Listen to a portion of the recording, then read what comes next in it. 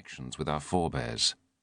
It is about our personal reactions to the challenges of living in previous centuries and earlier cultures, and our understanding of what makes one century different from another.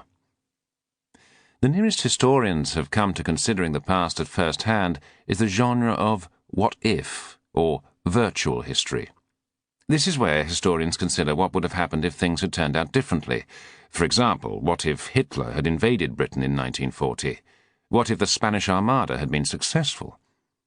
While such speculations are open to the obvious criticism that these things did not happen, with the implication that there is no point considering them, they have the great virtue of taking the reader directly to a moment in time and presenting events as if they were still unfolding.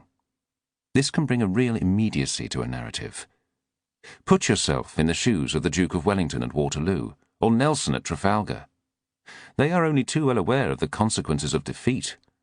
So too were their political masters back in England. They certainly considered the past that never was. So, to reconstruct what might otherwise have happened brings us closer to those leaders in the moments of their decision-making. Just think. If Henry IV had not returned to England in 1399 to remove Richard II from power, we would have had several more years, perhaps many more, of Richard's tyrannical rule, probably resulting in the destruction of the Lancastrian dynasty and all those who supported it. In the spring of 1399, that likelihood was the key political issue and one of the reasons why Henry did return. It was also the principal reason why so many men supported him. In this way, it is clear that seeing events as happening is crucial to a proper understanding of the past, even if the results are just as speculative now as they were at the time. Virtual history, as just described, is only useful for understanding political events. It has relatively little value for social history.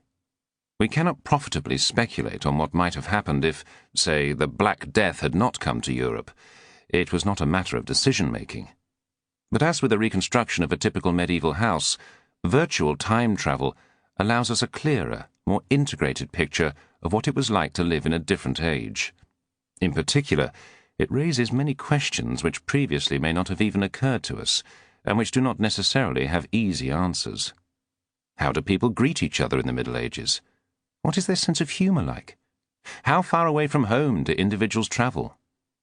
Writing history from the point of view of our own curiosity forces us to consider a number of questions which traditional history books tend to ignore. Medieval England is potentially a vast destination for the historical traveller. The 4 centuries between the Norman invasion and the advent of printing see huge changes in society.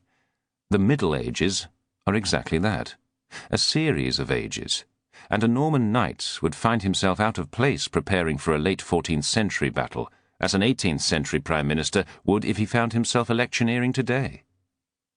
For this reason, this guidebook concentrates on just one century, the 14th.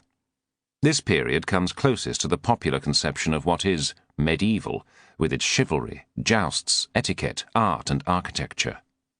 It might even be considered the epitome of the Middle Ages, containing civil wars, battles against the neighbouring kingdoms of Scotland and France, sieges, outlaws, monasticism, cathedral building, the preaching of friars, the flagellants, famine, the last of the Crusades, the Peasants' Revolt, and, above all else, the Black Death. Having emphasised that the focus of this guidebook is 14th century England, a few caveats must be added. It is not possible to recover every detail of the period on the basis of 14th century English evidence alone. Sometimes the contemporary record is frustratingly incomplete. Also, we cannot always be sure that the manner of doing something in 1320 necessarily held true in 1390.